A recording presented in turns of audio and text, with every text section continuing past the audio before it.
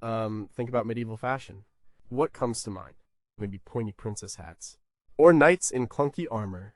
Or maybe just burlap sacks and a lot of mud. We tend to see it as impractical, fussy, even ridiculous. But what if that's wrong?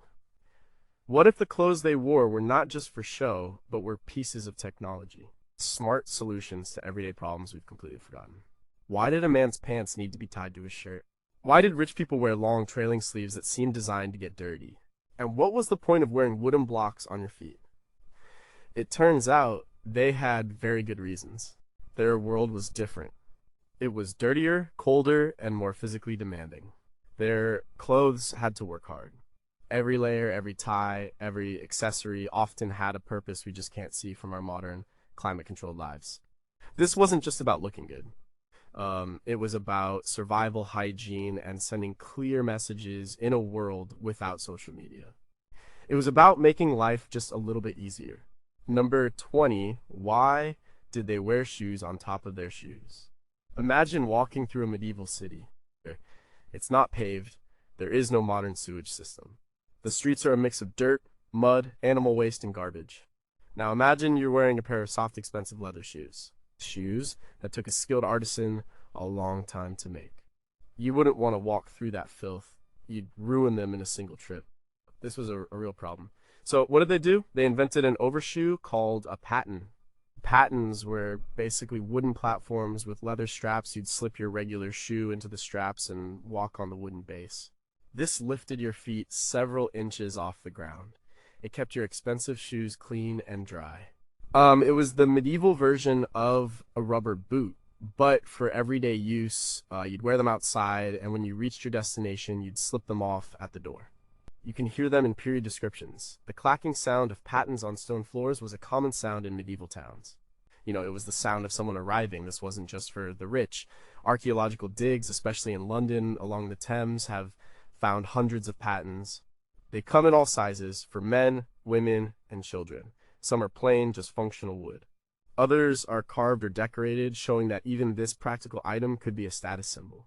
The Museum of London has a huge collection of them, showing just how common they were from the 12th to the 15th centuries. In Chaucer's Canterbury Tales, the wife of Bath is described in a way that implies she's well-dressed and prosperous, and it's almost certain a woman of her standing would have owned and used pattens to protect her fine scarlet hose and soft leather shoes.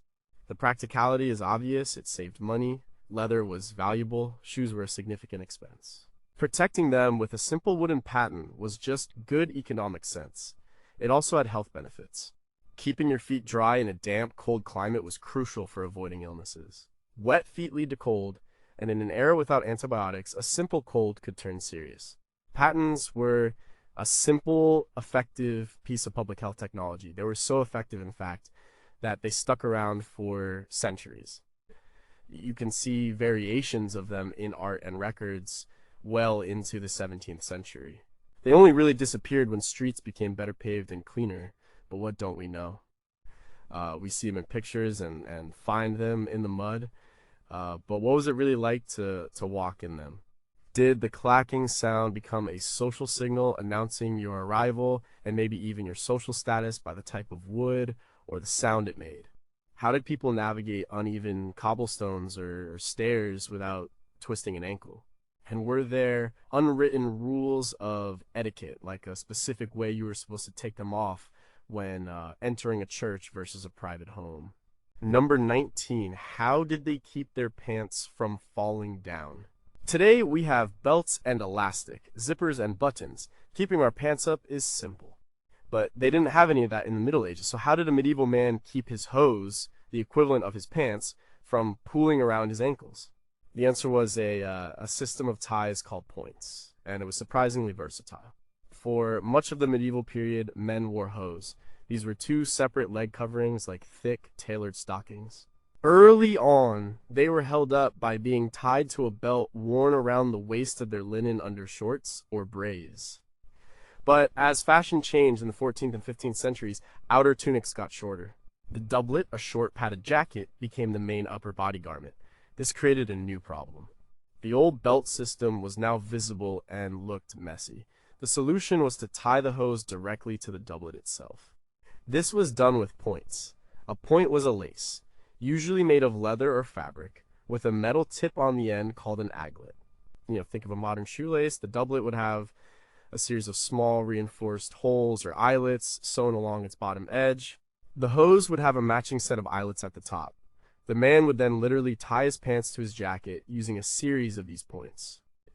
It sounds complicated, but it was incredibly effective. It created a very clean, smooth silhouette, which was the height of fashion at the time. It also allowed for a perfect fit. You could adjust the tension on each point to get it just right. This system was more than just a fastener. It was a modular clothing system. You could have different hose for different occasions, heavy wool for winter, lighter linen for summer. Fancy, colored hose for court, plain ones for home. You could even detach them partially. And knights would often have points that were easy to cut or untie at the back of the knee to allow for more flexibility when mounting a horse or fighting. Sometimes, the points themselves were decorative, made with fancy aglets of silver or gold. They were a visible part of the outfit. In the book The Medieval Tailor's Assistant by Sarah Thursfield, she details the construction of these garments and shows just how integral the system of points was to the entire structure of late medieval menswear. The practicality was in its adjustability and security. A belt can slip. Elastic wears out. But a well-tied point was not going anywhere. It distributed the weight of the hose evenly around the base of the doublet. This was important because hose were made of wool, which has some stretch, but not like modern fabrics. A tight, secure fit was essential for both looks and comfort. It also allowed for incredible freedom of movement once everything was tied on properly. So what are the lingering questions? How long did it take the average man to get dressed in the morning, meticulously tying a dozen or more of these points? Were there special knots for different activities, some for show, and some for hard work? And what happened if a point broke at an inconvenient moment? Was it a common and embarrassing wardrobe malfunction, the medieval equivalent of a zipper breaking? Number 18, what did they wear underneath it all? We tend to think of the Middle Ages as dirty, and in many ways it was, but people weren't as unhygienic as we imagine. They understood the importance of cleanliness, even if their methods were different. One of the most important pieces of hygiene technology was something you never saw their underwear. For both men and women, the base layer was almost always made of linen. A woman's basic undergarment was a chemise or a smock. It was a simple, long, T-shaped gown made of linen. It went from her shoulders to her calves or ankles. A man wore a similar linen shirt, and on his lower half he wore loose linen shorts called brays. This linen layer was worn directly against the skin.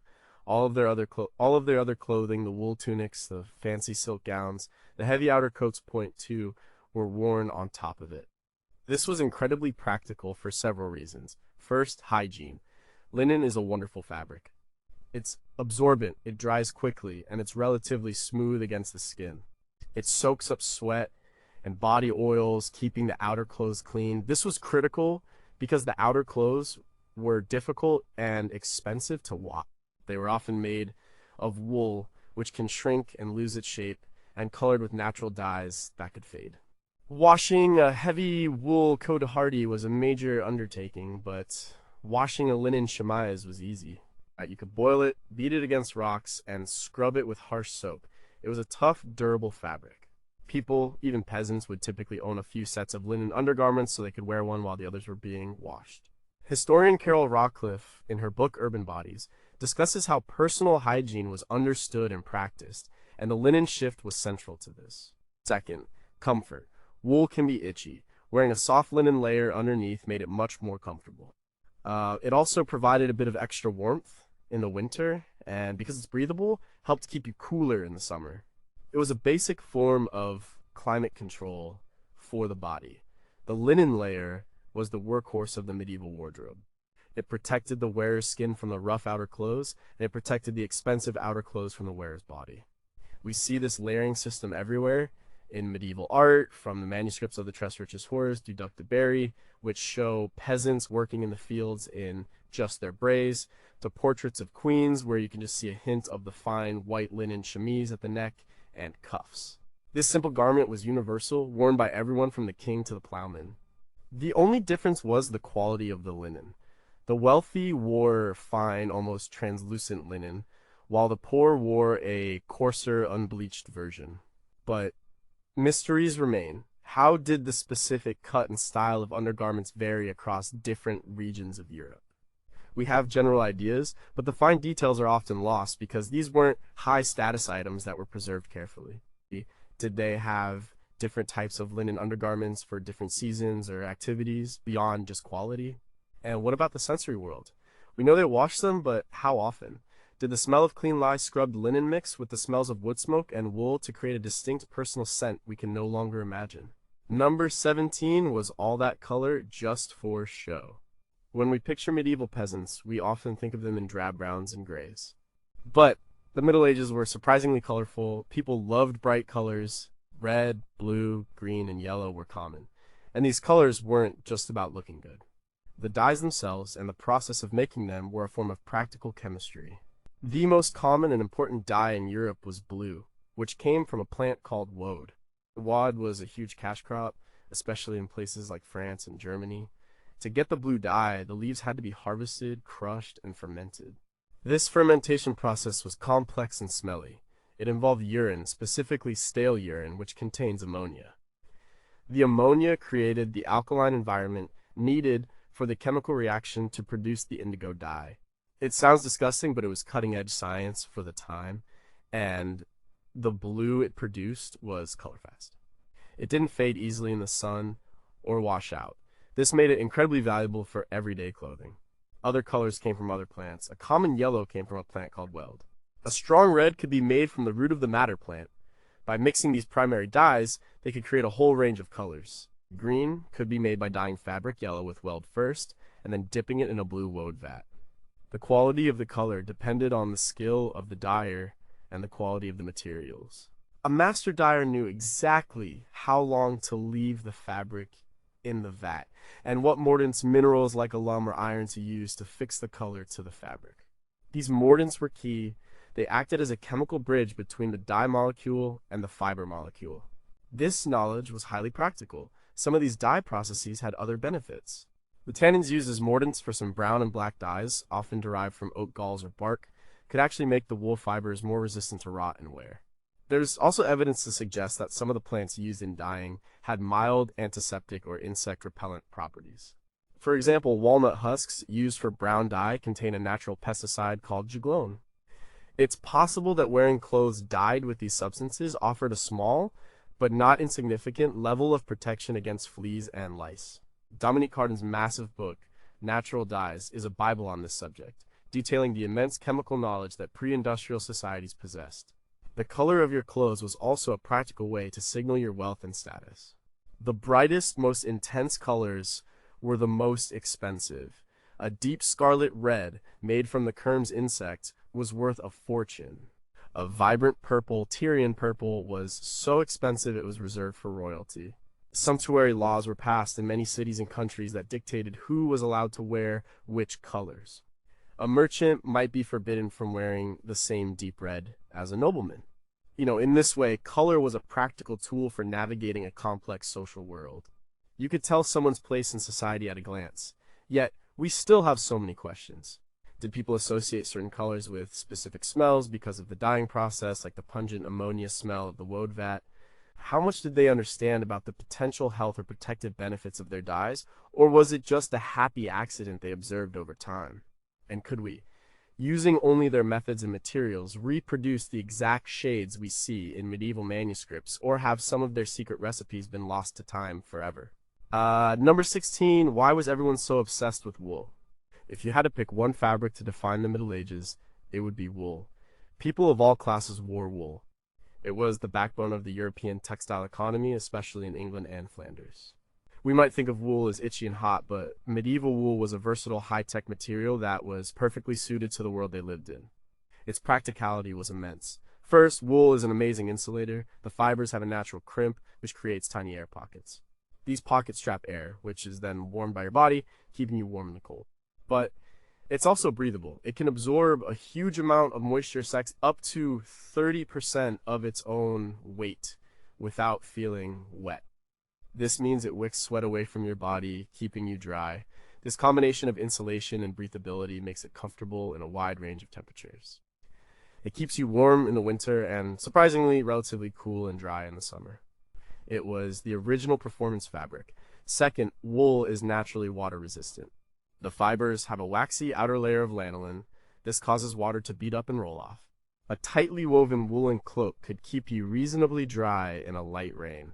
This was essential in a place like England where it drizzles constantly. They also had a process called fulling, where they would beat and agitate the woven cloth in water and clay. This matted the fibers together, creating a dense, almost waterproof fabric known as broadcloth. This was a prized material, and its production was a major industry, as documented in historical accounts of the English wool trade. Third, wool is durable and easy to care for. It's naturally elastic, so it resists wrinkling and holds its shape. It's also flame retardant. It will smolder rather than burst into flames, which was a nice safety feature when your home was lit and heated by open fires. And because of the lanolin and its moisture-wicking properties, it doesn't need to be washed as often as cotton or linen. It resists odors. Often just airing a woolen garment out was enough to freshen it up. This was a huge advantage when washing clothes was a major chore. The quality of wool varied enormously. The poor wore coarse, rough wool from hardy sheep, often in undyed shades of brown and gray, called russet. The rich wore incredibly fine, soft wool from specially bred sheep. English wool was considered the best in the world. The entire economy of England in the late Middle Ages was built on the wool trade. The Lord's Speaker in the British House of Lords still sits on a ceremonial seat called the woolsack, a symbol of this historical importance. But there are things we've forgotten. Did different types of wool have distinct smells that people were attuned to, perhaps a way of judging quality without even touching it? We know they had different grades, but how many and what were the subtle differences in how they were spun and woven to create fabrics for different purposes? And what about the lost skills of the spinners and weavers? Could a modern hand spinner, even a master, replicate the incredibly fine and consistent thread found in high-status medieval wool garments? Number 15 was getting dressed a team sport. Modern clothing is designed for one person. You can get dressed by yourself without a second thought. But for the wealthy in the late Middle Ages, getting dressed was often a two-person job or more. The elaborate styles of the 14th and 15th centuries, with their tight fits and complex fastenings, required assistance. This wasn't a design flaw, it was a feature. It was a practical way to display wealth and status. Consider the cotehardie a popular garment for both men and women in the 14th century. Like, it was tailored to be extremely tight, fitting on the torso and arms. Like, to achieve this perfect wrinkle-free fit, it had to be laced or buttoned up the back or the side. There was simply no way to do this yourself. You needed a servant, a spouse, or a family member to fasten you in. The sleeve of a woman's gown might have a long row of tiny, closely spaced buttons running from the elbow to the wrist. It was a beautiful detail, but it required help. Like, this dependence on others was a deliberate statement. It said, "I am so wealthy and important that I don't even have to dress myself. I have people to do that for me." It was a form of conspicuous consumption. The time and labor of your servants was a resource you could display. The morning dressing ritual, known as the leave in later periods, became a formal ceremony in noble households. It was a time to receive visitors, hear petitions, and conduct business, all while being assembled into your clothes by your attendants. This is well documented in court records and household accounts, such as those of the English royal court. This need for assistance also shaped the construction of the clothes themselves. Tailors understood that the garments had to be put on and taken off by someone other than the wearer. The placement of laces, the type of buttons, and the structure of the garment were all designed with this in mind. It was a completely different approach to clothing design than we have today. The book Illuminating Fashion Dress in the Art of Medieval France and the Netherlands by Anne van Buren shows countless examples of these complex, form-fitting garments that would have been impossible to put on alone. The practicality here is social, not personal. In a hierarchical society, reinforcing your position was a constant daily task. Your clothing was a key tool in that effort. By wearing clothes that were impossible to manage alone, you were performing your status. You were making your wealth and power visible to everyone around you. It was a silent, but very effective form of communication. It prevented you from doing manual labor, further cementing your elite status. But this raises some interesting questions. What was the relationship between a noble lady and the servant who dressed her every day? Was it an intimate, trusted bond or a purely functional one? What happened if you were away from home without your servants? Did nobles learn a simplified way of dressing themselves in an emergency? And how did the design of clothes change for the downtime of the elite? Did they have simpler, more comfortable clothes they could manage on their own for private moments? And if so, what did they look like? We rarely see those clothes depicted in formal portraits. That's number 14. What was that long, pointy thing on their hoods? One of the most iconic pieces of medieval headwear is the hood, but many of them had a strange feature, a long thin tail of fabric hanging down the back. This tail is called a leerpipe. At first glance, it looks purely decorative, even silly. But the leerpipe was a surprisingly practical and versatile accessory. It was the medieval equivalent of a Swiss army knife for your head. The basic hood, or chaperon, was a simple garment that covered the head, neck, and shoulders. It was a common piece of outerwear for all classes. The leerpipe started as a short point at the back of the hood in the 12th and 13th centuries. But by the 14th century, it had grown incredibly long, sometimes reaching all the way to the ground. This fashion was most popular among the urban middle and upper classes, and they found all sorts of uses for it. The most basic practical use was as a scarf. On a cold or windy day, you could take the long leerpipe and wrap it around your neck or your head for extra warmth. This would seal up the gaps around the hood and keep the cold air out. It was a built-in scarf that you could never lose because it was attached to your hat. It was simple but effective, but it was also used as a pocket. You could tuck small items into the wrapped leerpipe. Or, more commonly, you could use it as a handle. When it was warm, you might take your hood off. Instead of carrying it, you could just let it hang down your back and you could wrap the leerpipe around your belt to keep it secure and out of the way. This left your hands free. We see this in many manuscript illuminations. A man might be shown working or traveling with his hood off and tied to his belt by its leerpipe.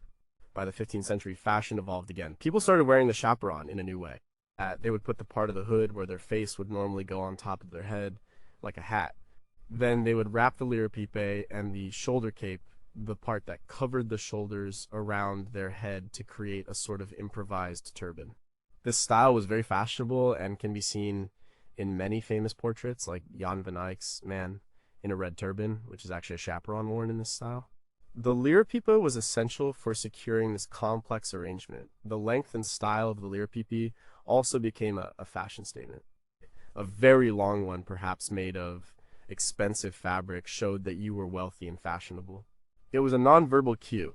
As detailed in A History of Costume by Carl Kohler, the evolution of the hood and leerpipe is a perfect example of how a practical item can become a high-fashion object over time. But what do we still wonder about? Were there regional styles of tying or wrapping the leerpipe that an observer could use to tell where a stranger was from? Did men develop specific, complex knots to show off their dexterity and fashion sense? And was there an unwritten social code about the length of your leerpipe? Could a leerpipe that was too long for your social station get you into trouble, marking you as an arrogant social climber? Number 13, why did they dress like a chessboard? You sometimes see images of medieval people wearing clothes that are split right down the middle into two different colors. One leg of their hose might be red, the other blue. One side of their tunic might be yellow, the other green. This style is called party-colored, or mi-party. It looks strange to us, like a court jester's costume. But for them, it was a very serious and practical way of communicating identity. It was a uniform. This fashion was directly connected to the practice of heraldry. A nobleman had a coat of arms, a unique design on a shield that identified him. This design used specific colors and symbols. To show that you belonged to that nobleman's household, you would wear his colors, his livery. For example, if a lord's coat of arms was a field of red and white, his servants, soldiers, and retainers would wear clothing that was half red and half white. You know, when you saw someone dressed this way, you knew instantly who they worked for. It was like wearing a team jersey. This was incredibly practical in a world that was often violent and chaotic. In a battle or a tournament, you needed to be able to tell friend from foe at a glance. Livery made that possible. It was also important for social order. If a lord's servant committed a crime or caused a disturbance in a town, witnesses could easily identify which household he belonged to. It created a system of accountability. The lord was responsible for the behavior of the people wearing his colors. This practice wasn't just for servants. The nobles themselves would wear their own heraldic colors, especially on formal occasions. It was a way of displaying their lineage and alliances. If a man married a woman from another powerful family, he might even divide his clothes into 4 sections, showing the colors of both his own house and his wife's house. It was a walking family tree. This is detailed in books on heraldry, like A Complete Guide to Heraldry by Arthur Charles Fox Davies, which explains the deep connection between coats of arms and the clothing of the era. The practice filtered down into civic life as well. City officials, members of a guild, or even the staff of a wealthy monastery might have their own livery. It was a way of showing group identity and pride. It created a sense of belonging and order. The visual language of heraldry was understood by everyone, even those who couldn't read. It was a powerful and immediate form of communication, but this bright and ordered system leaves us with questions. How were the colors chosen for civic or guild liveries? Was it a vote, or did it relate to the patron saint or the materials the guild worked with? What happened if you left your lord's service? Did you have to give back your livery, or could you keep it?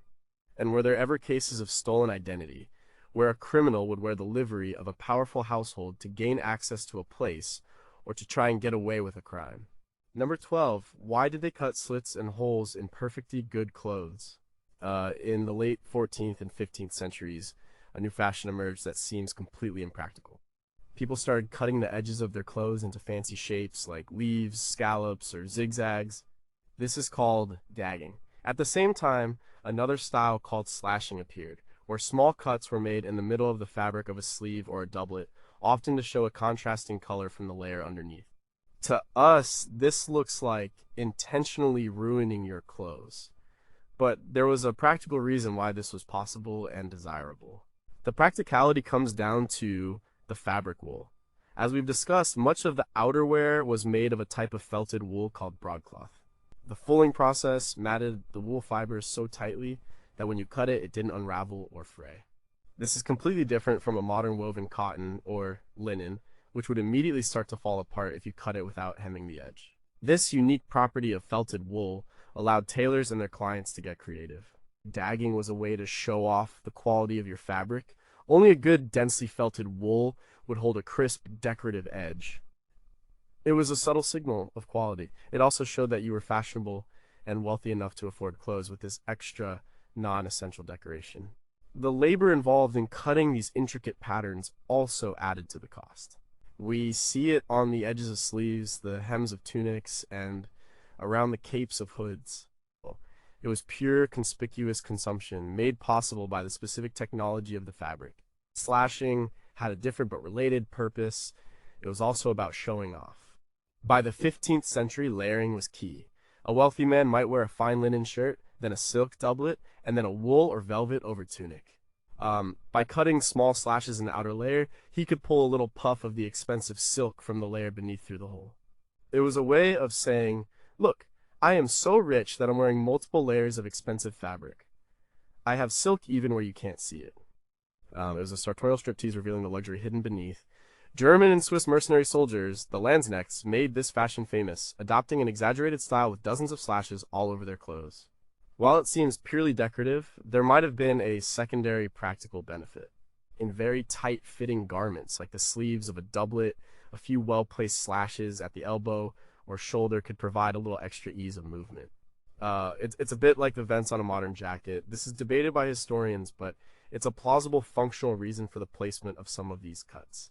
Evidence for these styles is abundant in art, particularly in the paintings of early Netherlandish artists like Hans Holbein and Lucas Cranach the Elder, who depicted their subjects in exquisitely detailed, slashed and dagged clothing. But the practice is still puzzling. How did they keep the slashes from tearing and getting bigger with wear and movement?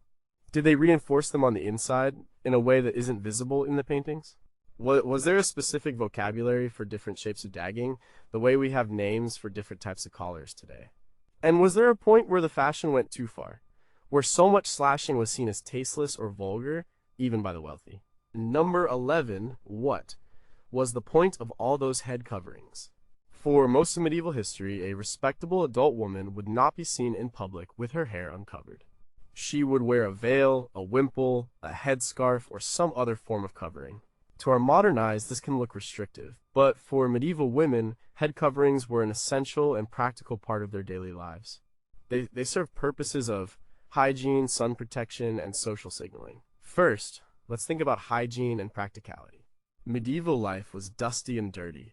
Roads weren't paved, and homes were heated with smoky open fires. Covering your hair kept it clean. Washing your hair was a much bigger chore than it is for us. Without modern shampoos and convenient running water, it was an ordeal.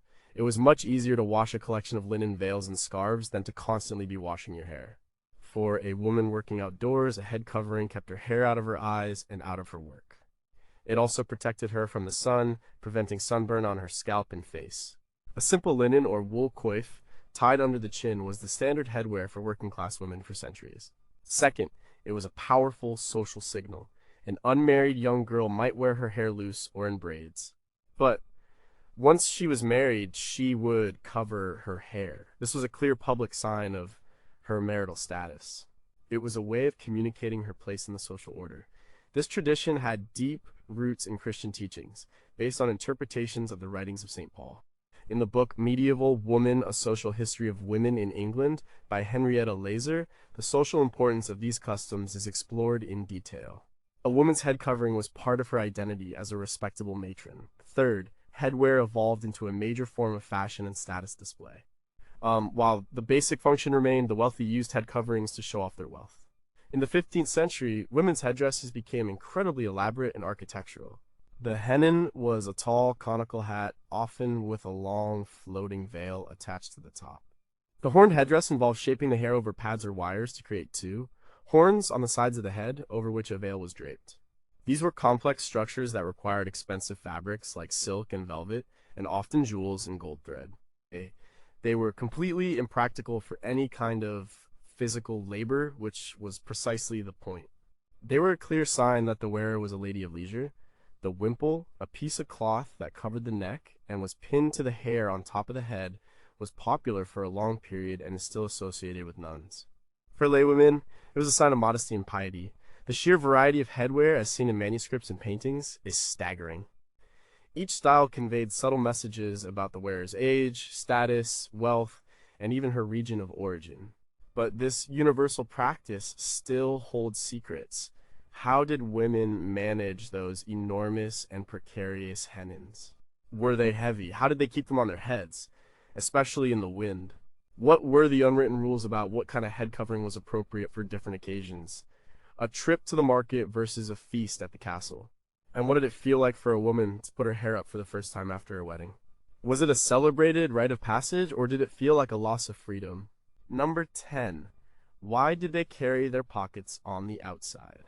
Go through your clothes. You probably have pockets in your pants, your jacket, your shirt. Pockets are everywhere. But for almost all of history, pockets, as we know them sewn into the garment itself, did not exist. So where did medieval people keep their stuff? Their keys, their money, their knife? They carried it in a pouch or a purse that hung from a belt worn around their waist. The belt was the medieval pocket, and it was one of the most practical and essential accessories anyone could own.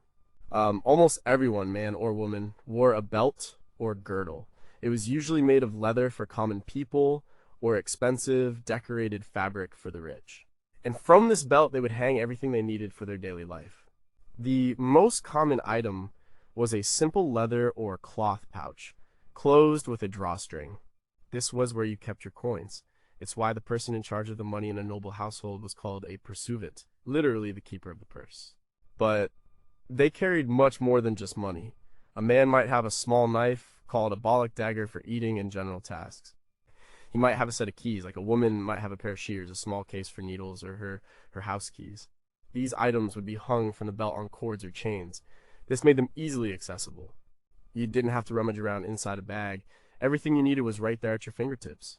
The Loutrell Psalter, a famous 14th century English manuscript, is filled with vivid illustrations of rural life, and you can clearly see farmers and workers with their tools and pouches hanging from their belts. This system was completely customizable. You could add or remove items from your belt depending on what you were doing that day. If you were traveling, you might add a water flask. If you were a scribe, you might have a penner, a leather case for your inkhorn and quills. The belt was a personal multi-tool adapted to your profession and needs. For women, whose gowns didn't lend themselves to pockets, the girdle was even more essential. They would often wear highly decorated girdles with ornamental metal buckles and tips, from which they would hang a rosary, a prayer book, or a decorative pomander filled with sweet-smelling herbs. The belt was also practical for managing their clothing. It was used to hitch up a long tunic or gown to keep the hem out of the mud, or to create a pouch in the fabric of the tunic itself for carrying larger items. You'd pull the tunic up through the belt, and the fold would create a large, secure pocket against your body. This was a common way to carry anything from apples to firewood. So the belt wasn't just a holder for accessories, it was a tool that made the clothes themselves more functional. But what don't we know about this system? Was there a specific etiquette for which side you hung certain items on? Did the sound of your particular set of tools and keys jangling from your belt become a kind of personal signature announcing your arrival? And what were the biggest security concerns? Was purse cutting, a thief slicing the drawstring of your pouch in a crowd of a common fear? And what clever tricks did people invent to try and prevent it? Number 9 were baggy clothes, just a sign of simpler times. When we think of the earlier part of the Middle Ages, from about the 5th to the 12th century, the clothing styles seem very simple. Both men and women wore long, loose-fitting tunics. They look a bit like sacks to us. It's easy to assume this was because they lacked sophisticated tailoring skills. But the loose fit wasn't a flaw. It was a highly practical design choice for the world they lived in. The vast majority of people in the early Middle Ages were farmers. Their lives revolved around physical labor. They needed clothes that allowed for a full range of motion. Plowing a field, scything hay, or chopping wood requires you to bend, stretch, and twist. A tight-fitting garment would be restrictive and would quickly rip at the seams. A loose tunic, on the other hand, gave you complete freedom to move. It was the original workwear. The construction of these tunics was also incredibly practical and economical. They were typically made from simple geometric shapes, rectangles for the body and sleeves, and triangular pieces called gores set into the sides and armpits. This design was very efficient in its use of fabric. When you're weaving cloth by hand on a narrow loom, every square inch is precious. This T-shaped pattern resulted in very little wasted material. Tailoring, as we think of it, with complex curved seams and darts to shape the garment to the body, is actually quite wasteful of fabric. The early medieval approach was frugal and smart.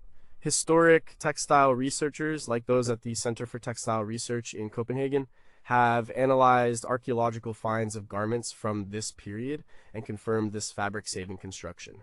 This style of clothing was also adaptable. A simple belt or girdle worn around the waist could instantly change the fit and function. Cinching the belt would gather the excess fabric, creating a bloused effect that kept the garment under control and could also be used for carrying things, as mentioned before. You could adjust how much you bloused it depending on the temperature or the task at hand. It was a simple, user-controlled system for fit and ventilation. Finally, a loose-fitting garment is more one-size-fits-all. It could be passed down from a parent to a child, or from an older sibling to a younger one. In a time when clothing was a major expense and a significant part of a person's inheritance, this longevity was a huge practical advantage. The same basic tunic could be worn by people of slightly different shapes and sizes, making it a much more sustainable and economical piece of clothing. So what are the unanswered questions about the seemingly simple clothing? We know the general shape, but what were the subtle variations in cut or decoration that might have signaled a person's village or family?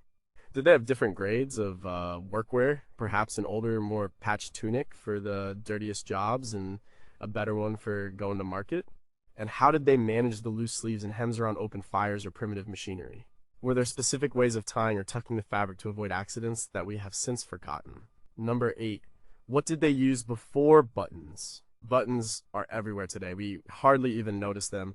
But for much of the Middle Ages, buttons were either not used at all or they were purely decorative.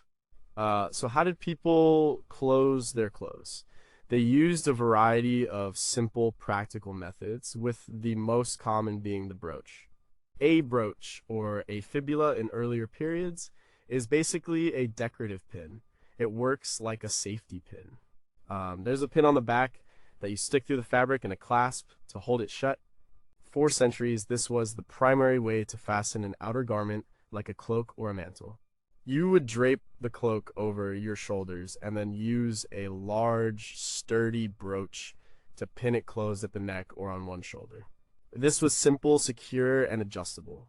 You could position the brooch wherever you wanted to change how the cloak draped. Brooches were also a major form of personal expression and status. They were made from all kinds of materials. A poor person might have a simple brooch of pewter or bronze. A wealthy person might have a large, intricate brooch made of silver or gold and set with gemstones. These could be incredibly valuable and were often passed down in families as heirlooms.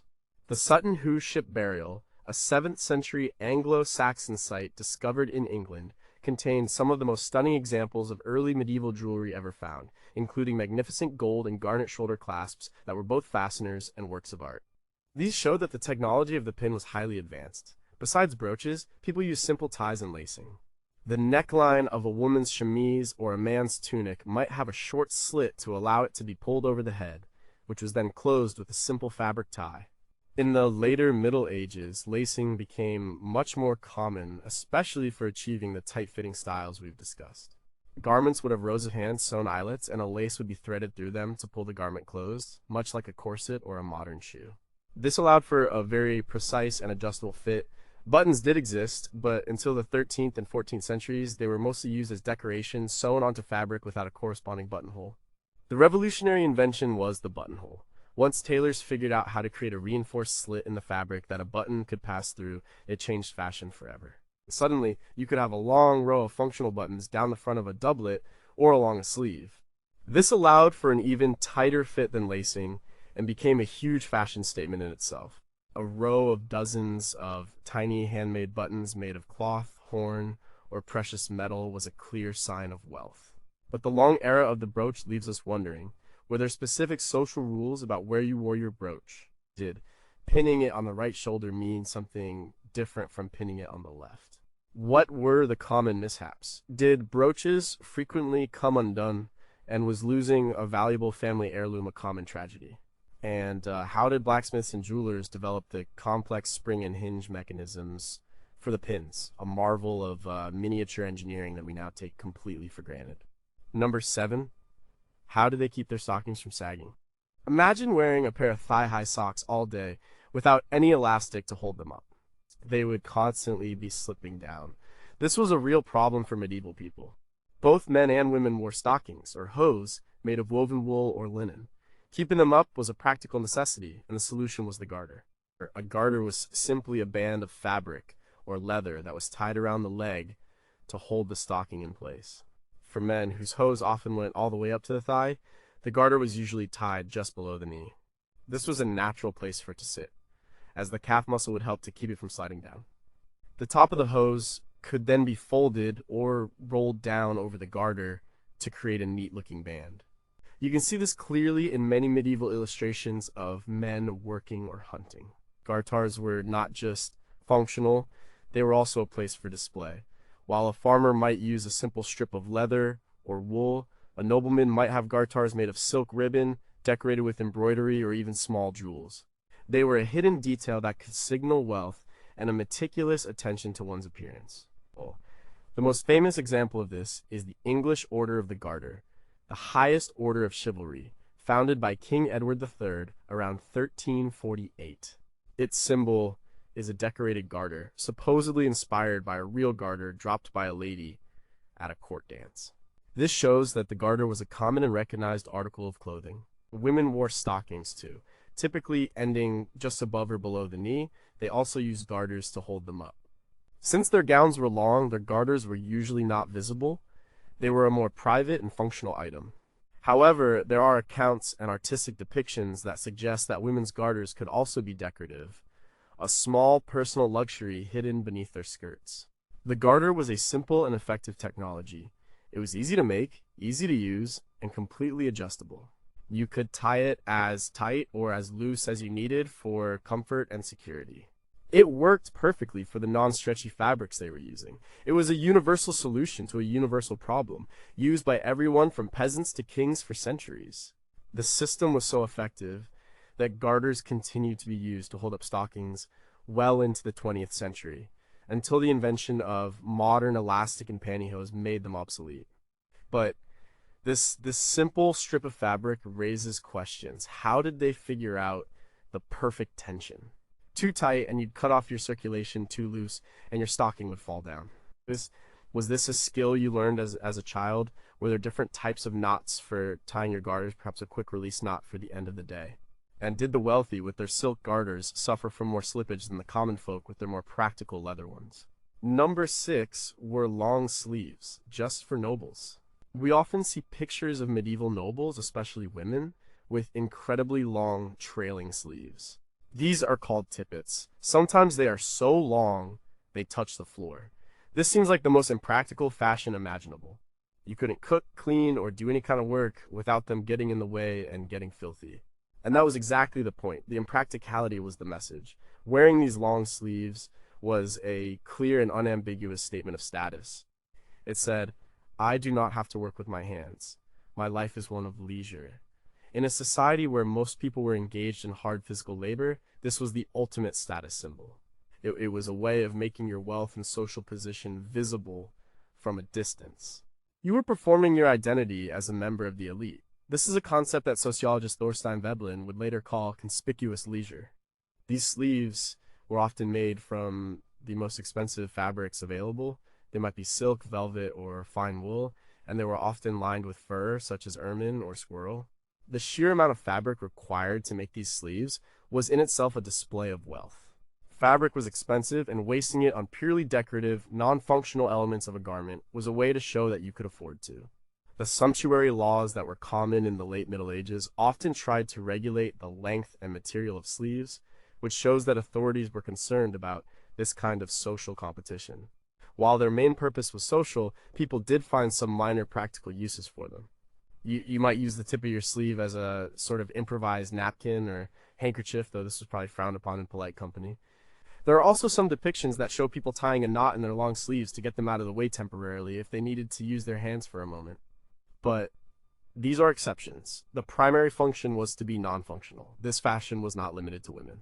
And men in the 14th and 15th centuries also wore garments with long decorative sleeves. Sometimes these were streamers of fabric that hung from the elbow of an otherwise normal-fitting sleeve. They served the same purpose to show that the wearer was fashionable and part of the upper crust. This is detailed in many fashion histories, such as Margaret Scott's A Visual History of Costume of the 14th and 15th Centuries. But we are left to wonder about the daily realities. How did a person navigate a crowded room or a narrow staircase with floor-length sleeves? Were there frequent accidents, like tripping over your own sleeve or dipping it into your soup at a banquet? And what did the servants who had to clean and maintain these extravagant garments think of them? Was it a source of constant frustration, or was it a point of pride to care for such beautiful and expensive items? Number 5. How did they make shoes without rubber soles? Think about your shoes. They probably have thick rubber or plastic soles. They're sturdy, waterproof, and designed to last. Medieval shoes were completely different. The most common type of shoe construction for centuries was the turn shoe. A turn shoe was made of leather, and it was light, flexible, and surprisingly practical for their world. The name turn shoe comes from how it was made. The shoemaker, or cobbler, would take a piece of leather for the sole and another piece for the upper part of the shoe. He would then sew them together with the shoe inside out. The seam would be on the outside. Once the sewing was done, he would painstakingly turn the entire shoe right side out. This was difficult work and required the leather to be wet and pliable. The result was a shoe where the main construction seam was on the inside, protected from wear and tear. This created a simple, seamless-looking shoe that was incredibly soft and flexible. This flexibility was a major advantage. A turn shoe molded itself to the shape of the wearer's foot. It was like wearing a thick leather sock. In an age before paved sidewalks, when you were walking on uneven ground, this flexibility allowed your foot to feel the terrain, which could help with balance. They were also very quiet, which might have been an advantage for a hunter. Because they were made entirely of leather, they were also breathable, which was more comfortable and hygienic than a modern synthetic shoe. Of course, they had disadvantages. The thin leather sole would wear out relatively quickly. And they were not at all waterproof. This is why pattens, the wooden overshoes, were so important. The turn shoe was the comfortable indoor shoe or the dry weather shoe. The pattern was the rugged outdoor layer. It was a two-part system. We have found thousands of medieval turn shoes in archaeological digs, especially in waterlogged sites like York and London, where the leather is beautifully preserved. The variety of styles is amazing, from simple ankle boots to long, pointy shoes called poulaines. The book Leather and Leatherworking in Anglo-Scandinavian and Medieval York provides incredible detail on the construction and styles of these finds. Repairing them was also part of the design. When the sole wore out, you didn't throw the shoe away. You would take it back to the cobbler who could sew on a new sole. Shoes were a valuable commodity and they were patched and repaired over and over again. This was a much more sustainable model of consumption than our modern throwaway culture. But there are things the surviving shoes don't tell us. What did a new pair of leather turn shoes smell like? How long did it take to break them in until they perfectly molded to your foot? And what were the hum remedies people used to try and waterproof their shoes, perhaps rubbing them with beeswax or animal fat? And how effective were these methods really? Number 4, were they just showing off, or was fur functional?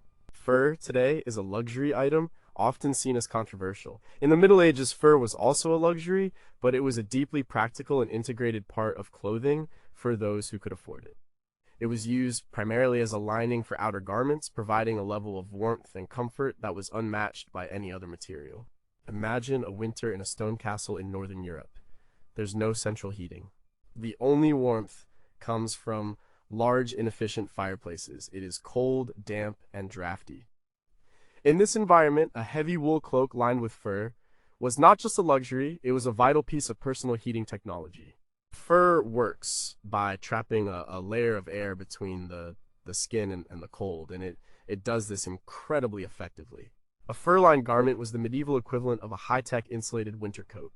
Different types of fur were used, and they were strictly regulated by social class. The most expensive and prestigious was ermine, the white winter coat of the stoat, often decorated with the black tips of their tails. This was reserved for royalty and the highest nobility. Next came various types of squirrel, particularly the gray winter fur from their bellies, which was known as ver. This was the fur of the upper classes and knights.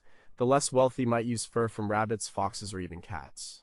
The poor would use sheepskin with the wool turned inwards. The use of fur was so codified that it was a key part of the sumptuary laws.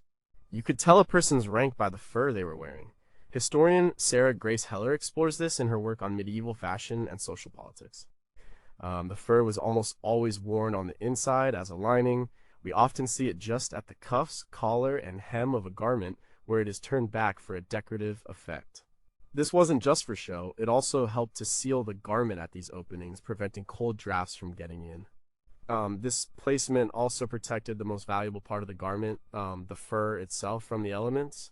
Besides warmth, a fur lining made a garment more comfortable. It was soft against the skin compared to the sometimes coarse wool of the outer layer. It also added weight and body to a garment, making it hang in a more pleasing and impressive way. A heavy, fur-lined robe made a grand impression when you entered a room. It was a symbol of wealth, power, and substance. But what have we forgotten about the world of fur? Was there a distinct smell to each type of fur, and could a connoisseur identify them by scent alone? How did they clean and maintain these fur linings? It must have been an incredibly specialized and difficult task to clean a garment made of wool, silk, and animal fur. And what was the relationship between a nobleman and the fur trappers and traders who supplied these precious materials from the vast forests of Russia and Scandinavia? It was a global trade network that clothed the elite of Europe. Number 3, what was the point of that lumpy thing on a man's crotch? Of all the strange medieval fashions, perhaps the most bizarre to modern eyes is the codpiece. This was a padded, often decorated pouch that covered a man's crotch. It was a prominent feature of menswear in the late 15th and 16th centuries. It looks ridiculous and aggressive, but it started out as a very simple and practical solution to a clothing problem. The problem arose from the way men's hose were designed. As we've discussed, hose were 2 separate stockings. In the 14th century, as tunics and doublets got shorter, the gap between the 2 hose at the crotch, which was previously covered by a long tunic, became visible. At first, this was covered by a simple flap of linen from the underbrace. But this was not very secure, so tailors started adding a small triangular flap of fabric that was tied or buttoned to the top of the 2 hose to bridge the gap. This was the first purely functional codpiece. Its job was to preserve modesty. But by the end of the 15th century, fashion began to change. The codpiece started to get bigger. It became padded. It was no longer a discrete flap, but a prominent, three-dimensional object. It became a symbol of masculinity and virility. It was a way for men to show off. The shape and size were intentionally exaggerated. It was a fashion statement, plain and simple. Great portraits of the era, like those of King Henry VIII by Hans Holbein, show him sporting a massive and ornate codpiece. It was part of the armor of his masculinity. Despite its flamboyant appearance, it did acquire some new practical functions. It could act as a convenient pocket. A man might keep a coin, a handkerchief, or some other small item in his codpiece. It was a readily accessible place to store things. It also offered a degree of protection. One knight's armor from this period features a steel codpiece, and it's likely that even the padded cloth versions offered some minor protection from everyday bumps and bruises. The evolution of the codpiece is a perfect case study of how a practical item can be transformed by fashion into something else entirely. It went from a modest patch to a proud declaration. Its practicality shifted from a functional closure to a tool for social and sexual display. This is explored in books like Fashion in the Age of the Black Prince, which track how clothing styles responded to social and cultural changes. But the codpiece remains a source of questions. What was it like to actually wear one? Was it comfortable? Did the padding and structure get in the way when you were sitting or riding a horse? Was there a point at which a codpiece was considered too big or too boastful, even in their less reserved society? And what did women of the period truly think of this strange and aggressive male fashion statement? The historical record, written mostly by men, is largely silent on this point. Number 2, were cloaks the original all-weather gear? Before modern waterproof jackets and umbrellas, how did people stay warm and dry? The answer was simple, and had been in use for thousands of years: the cloak. A cloak was one of the most fundamental and practical garments of the Middle Ages. It was a coat, a blanket, a raincoat, and sometimes even a shelter, all in one. A cloak is essentially a large piece of fabric, usually circular or rectangular, that is draped over the shoulders and fastened at the neck. The best ones were made of heavy, tightly woven wool. As we know, wool has natural water-resistant properties due to its lanolin content. A good woolen cloak would shed a surprising amount of rain, keeping the wearer's other clothes dry. For travelers, this was absolutely essential. Getting soaked on a long journey in a cold climate could be deadly. The cloak was also the ultimate outer layer for warmth. Its large size trapped a significant amount of body heat. You could wrap it tightly around yourself in the wind or leave it open on a milder day. It was an incredibly versatile piece of thermal regulation. Many cloaks were also lined, often with fur for the wealthy or with a simpler wool or linen for common folk, which added another layer of insulation. But its usefulness didn't stop there. If you were a traveler or a soldier sleeping outdoors, your cloak was your blanket. It was your portable bedding. You could wrap up in it on the cold ground to stay warm through the night. In an emergency, a large cloak could even be propped up with a stick to create a rudimentary temporary shelter from the wind or rain. Its simple, unstructured design is what made it so adaptable. Cloaks also served as a status symbol. While a peasant might have a rough, undyed wool cloak, a lord would have a cloak of fine broadcloth dyed a rich color like scarlet or blue. It might be lined with expensive fur and fastened with a beautiful gold brooch. A full circle cloak, which required a huge amount of fabric, was a particular sign of wealth. You see these garments on people of all social standings in medieval art. From the Virgin Mary in her blue mantle to a shepherd huddled against the cold, the cloak was a universal and instantly recognizable garment. Its importance is reflected in countless historical and literary sources, from the Norse sagas to the tales of Robin Hood. So, what mysteries does this simple garment still hold? We know the materials, but how did they treat the wool to enhance its water resistance? Did they have special techniques using oils or waxes that have been forgotten? How did a person manage a large, heavy cloak while also riding a horse or fighting? Were there specific military-style cloaks designed for this? And what about the social language of the cloak? Did the way you wore your cloak, thrown over one shoulder or wrapped tightly, send a particular social message about your mood or intentions? Number 1, why did they put so much trust in a simple belt? We've talked about belts for holding up your purse, but the simple belt or girdle was arguably the single most practical and important accessory in the entire medieval wardrobe.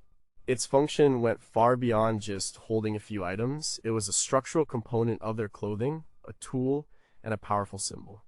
It brought the entire outfit together and made it work. Structurally, the belt was what gave shape to the loose tunics of the early Middle Ages and the flowing gowns of women throughout the period.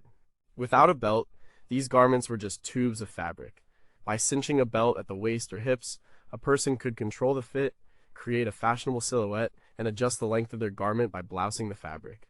This was a simple but brilliant system. It allowed a single garment to be worn in different ways and to fit different bodies. It was also a tool belt for everyone. We mentioned a man carrying his knife and purse. But think of a carpenter. He might have loops on his belt for a hammer or a chisel. A scribe would have his inkhorn and pen case. A woman running a household would have her keys, a symbol of her authority, hanging from her girdle. The girdle organized your life and kept your essential tools within reach at all times. In a world without built-in pockets, this was not a convenience. It was a necessity. The archaeological record is full of belt buckles, strap ends, and the various metal tools and accessories that were designed to be hung from a belt. These small metal objects are often the most common finds on medieval sites. The belt was also a powerful symbol of status and identity. A simple rope or leather thong signified a peasant or a monk who had taken a vow of poverty. A wide, ornate belt with silver or gold-plated mounts, known as a knightly girdle, was a sign of nobility and military prowess. The materials, the width, and the decoration of your belt told the world who you were. Giving a belt as a gift was a significant gesture of favor or allegiance.